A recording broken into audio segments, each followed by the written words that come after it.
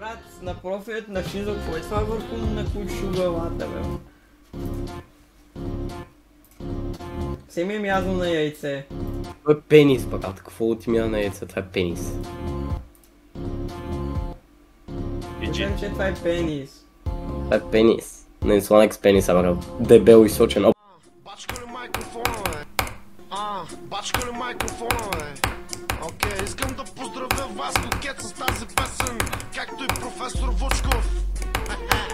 От на майка ти путката, на майка ти путката, защото отново ще пее за на майка ти путката. Упс, извинявайте критиците, на майка ви в путката, на майка ви между циците. На майка ти путката е супер фреш, на майка ти путката се чука с келеш. На майка ти путката свети като свеж, на майка ти путката за килора е леш. На майка ти путката за мен е много специална, на майка ти путката дори анална. На майка ти путката дава вълна между краката, на майка ти путката понякога е космата.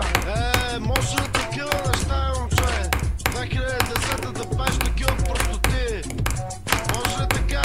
На майка ти путката, на майка ти путката е много скъпа. На майка ти путката стига до пъпа. На майка ти путката е вървежна, на майка ти путката през зимата е снежна. На майка ти циците също са големи, отпред с бадеми. На майка ти циците ще взема да скоча, на майка ти циците да го източа. На майка ти путката свири като тромпет, на майка ти путката отново съм заед. На майка ти путката е много наша, на майка ти путката е голяма каша. На майка ти путката винаги е празна, на майка ти путката ми вика оргазма. На майка ти путката има нужда от клизма, на майка ти путката е бате тероризма.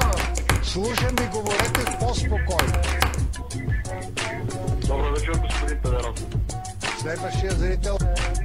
Ало? Да, слушам ви. Ти си луд. Добре, нямам нищо против следващия зрител.